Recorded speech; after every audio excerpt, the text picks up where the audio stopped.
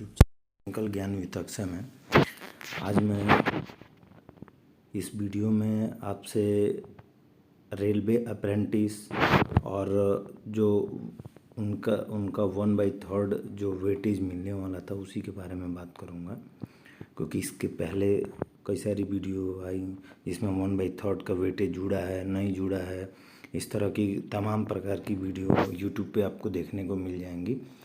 तो कहीं ना कहीं कैंडिडेट जितने भी हैं जो अप्रेंटिस किए हुए हैं या कुछ अप्रेंटिस के अलावा जो कैंडिडेट हैं जिनका पीटी होना है, उनको मतलब ये सारी वीडियो देख के बहुत सारे कन्फ्यूजन हो रहा है।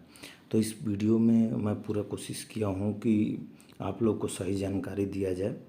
जो जानकारी अभी तक का रहा और जो भी मैं पता लगाया उसके आधार पे जो कुछ जानकारी मिली वो आपको इस वीडियो में मैं बताने की पूरी कोशिश करूँगा।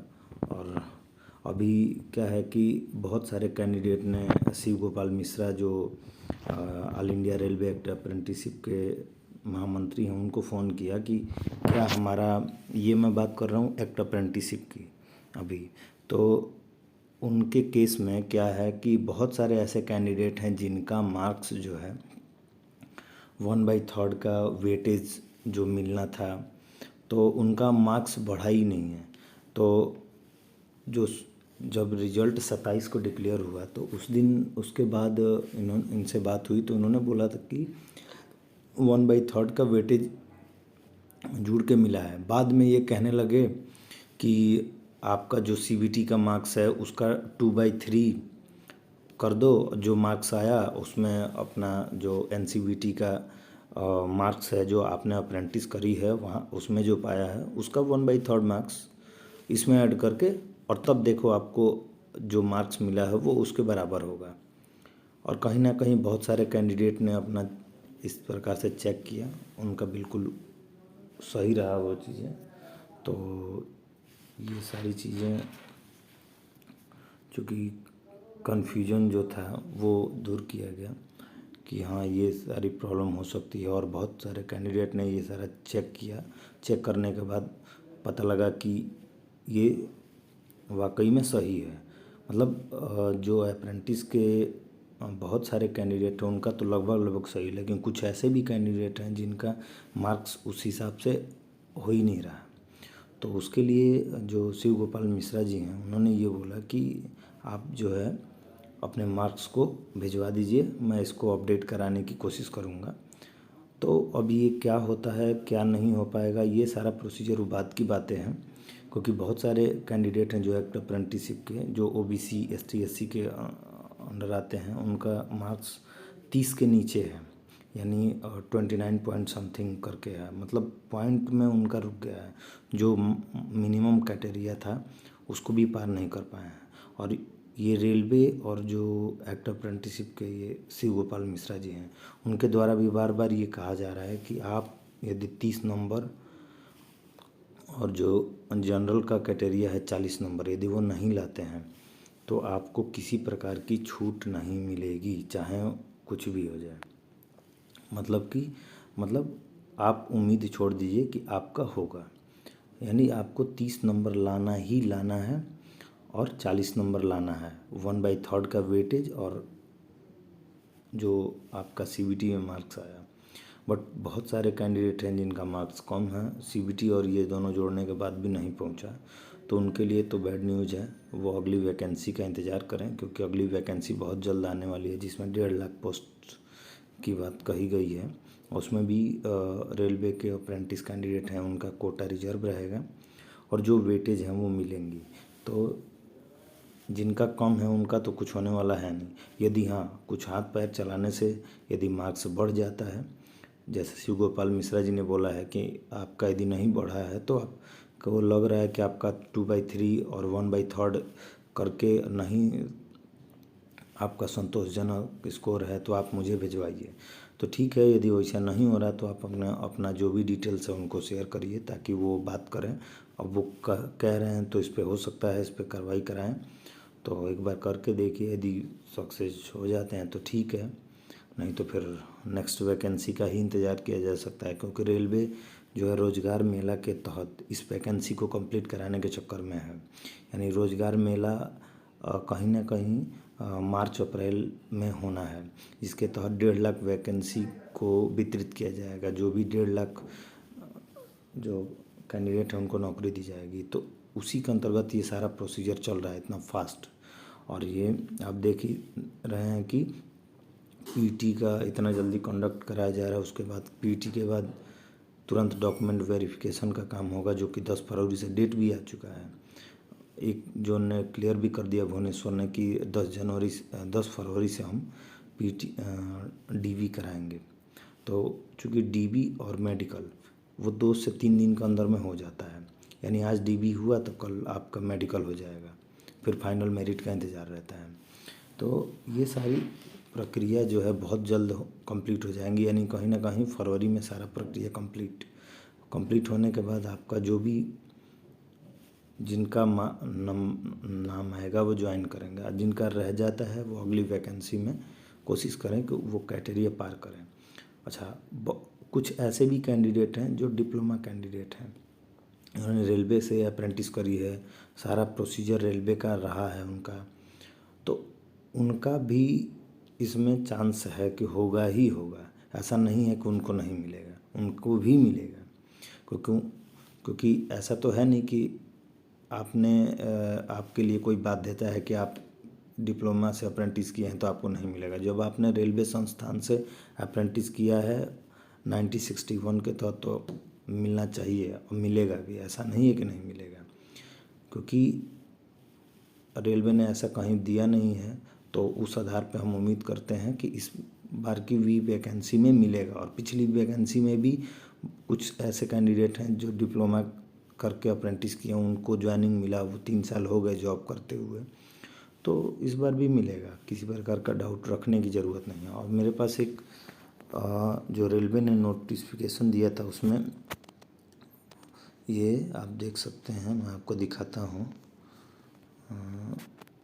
ये देख सकते हैं, मैं स्क्रीनशॉट लिया हूँ उसका। यहाँ नोट करके लिखा हुआ है कि CCA/ITI के बदले में इंजीनियरिंग डिप्लोमा डिग्री स्वीकार नहीं किए जाएंगे। CCA के बदले में ग्रेजुएट एक्ट अप्रेंटिसशिप स्वीकार नहीं किए जाएंगे। मतलब पहली लाइन देखिए, CCA/ITI के बदले में, यानी कोर्स कंप्लीटेड एक्ट अप्रेंटिसशिप या ITI के बदले में यदि आप डिप्लोमा और डिग्री लगा देते हैं, यानी कि यदि आप अप्रेंटिस और ITI नहीं हैं और उसके बदले में आपने डिप्लोमा लगा दिया या डिग्री लगा दिया तो वो स्वीकार नहीं किया जाएगा। मतलब आप रेलवे से अप्रेंटिस नहीं किए और रेलवे से अप्रेंटिस नहीं करने के बाद आप जो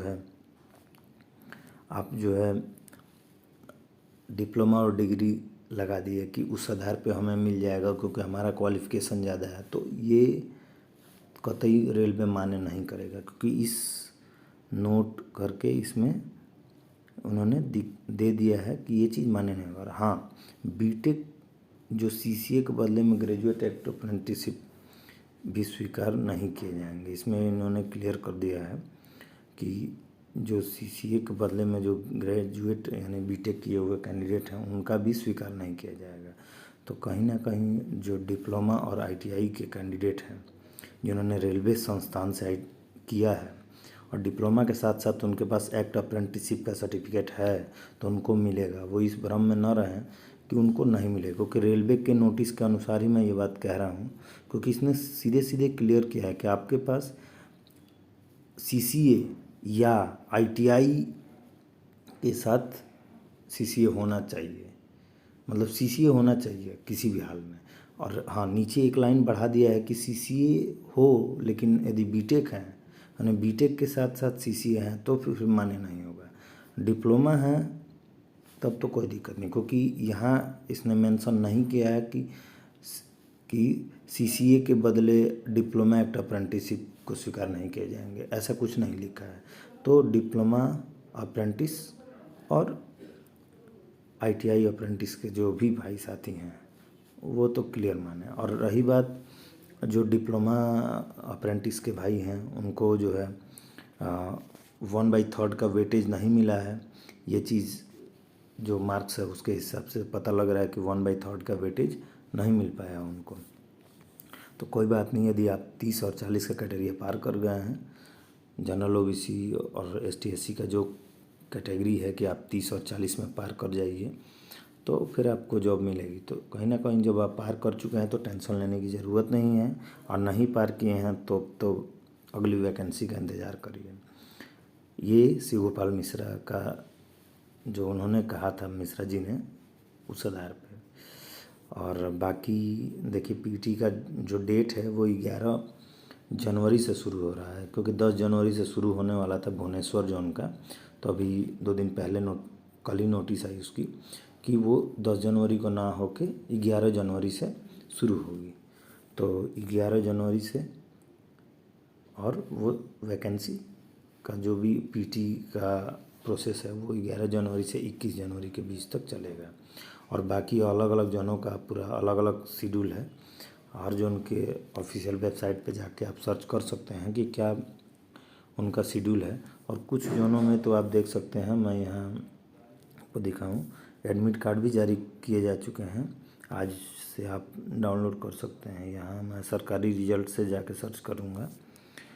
आप भी सरकारी रिजल्ट से सुविधा रहता है, आसानी रहेगी, आप सर्च कर सकते हैं।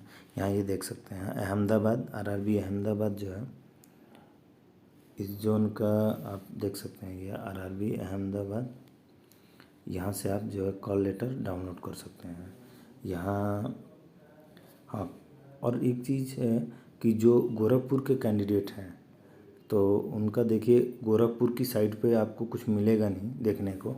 तो वो कैंडिडेट जो है इलाहाबाद की साइड पे देख सकते हैं। इलाहाबाद की साइड पे गोरखपुर का सारा शेड्यूल मिल जाएगा आपको देखने के लिए, क्योंकि अभी गोरखपुर का जो साइट है वो थोड़ा डिस्टर्ब चल रहा है। तो इस वजह से आप इलाहाबाद की साइड से प्रयागराज का जो ये साइट है, यहाँ इस साइड से आप चेक कर सकते हैं। देखिए ये कॉल लेटर का जिस जोन का सिकंदराबाद का भी देखिए, यहाँ आप क्लिक करेंगे तो ये आपका रजिस्ट्रेशन नंबर और पासवर्ड में आप अपना डेट ऑफ बर्थ डाल के लॉगिन करेंगे तो आपका पीटी का पता लग जाएगा कि आपकी पीटी का कब का है शेड्यूल।